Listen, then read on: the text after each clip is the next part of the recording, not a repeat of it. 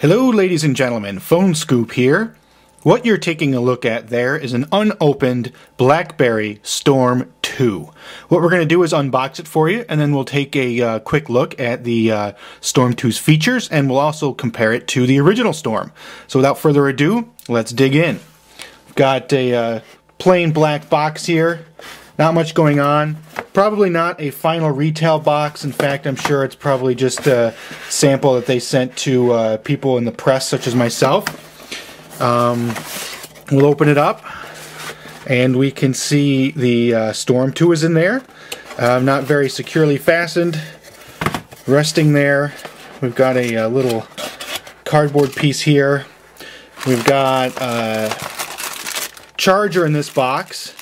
We've got a USB cable, and we've got stereo headphones. So, not bad, you know. Definitely have seen more accessories come in a box. There's not even a user manual in here, so this is definitely not a final consumer, consumer box. So, not a whole lot going on with that. So, since there's not a lot of interesting things in the box, let's take a look at the phone itself. There it is, the Storm 2 from Research in Motion. Let's dive in and see what it's all about. At first glance, the Storm 2 looks almost identical to the original Storm.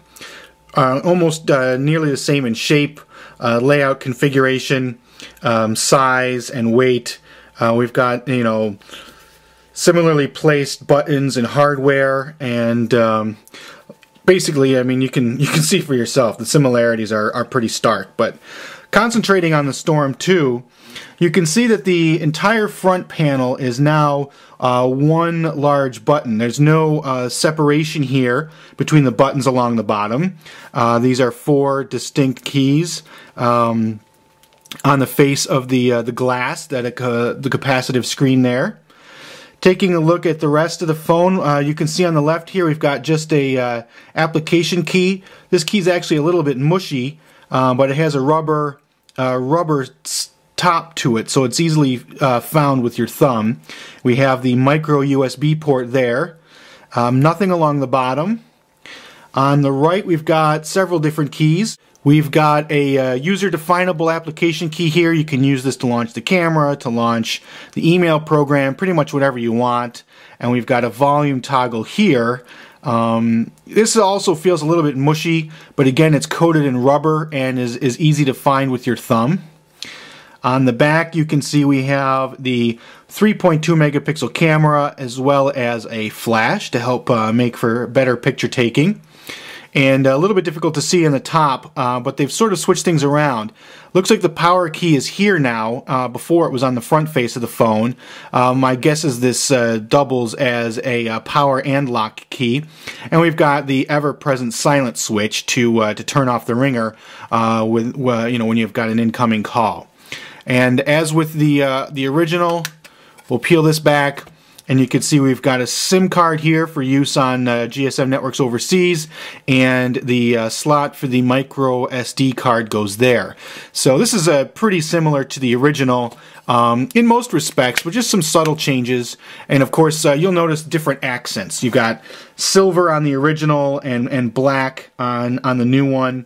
And like the buttons here are silver, the buttons here are black, and but otherwise, for all intents and purposes, it looks almost identical.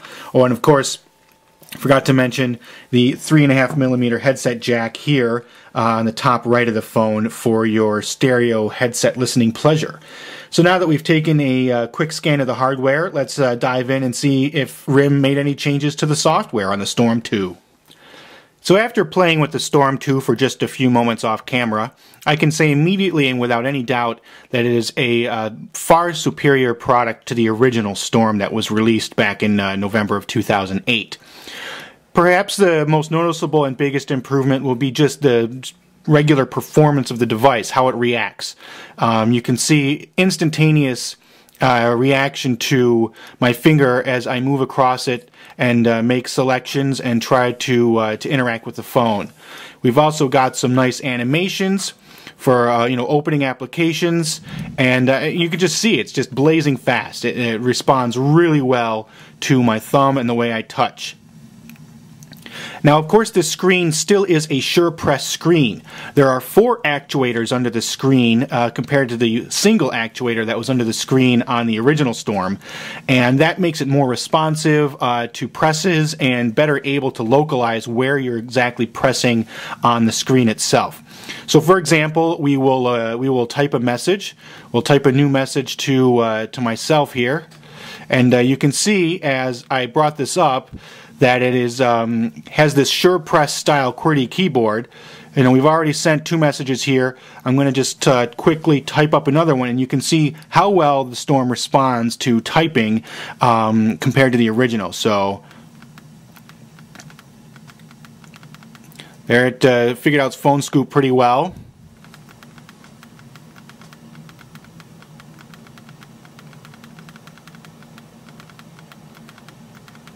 There, got it right. You know, I typed, "This is a much better phone" than the original.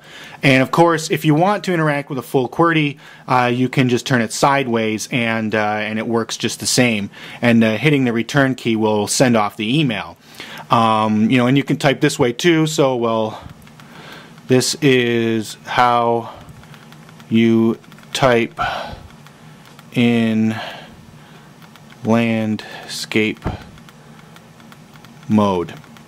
So yeah, okay, so I made one mistake, but otherwise not bad at all. We've got smileys here that we can dump in there. We can put in anything we want, and off it goes. So the typing experience, I can't stress enough, is vastly, vastly improved compared to the original Storm. The screen itself doesn't need to travel as far for each successive click, and because of that, your thumbs get less tired when typing. And of course, you can see how quickly it reacts to being turned on its side. It reacts almost instantly. With the other Storm, the original Storm, you sometimes had to wait up to 5 seconds for the thing to react. You know, we've got the same access to all the media here. Media player looks about the same. You've got songs, you've got videos. Looks like they've loaded some trailers in there. Back out to the main screen. We will jump into the main menu. You've got all the typical controls and Verizon applications here. They've preloaded Slacker, it looks like, and VCast Rhapsody, VCast Song ID, My Verizon, which is an account controlling program, its own mapping program that's not Google Maps there. They've got VZ Navigator here, of course. Instant messaging, all here. You've got Windows, Yahoo, Google, AIM, and BlackBerry Messenger. And, of course, you've got the camera. Downloads is where anything you grab from the BlackBerry App Store will go, and you can see some preloaded applications. Of course, these are productivity-based applications, Words to Go, Sheets to Go, Slides to Go, so you can interact with work documents.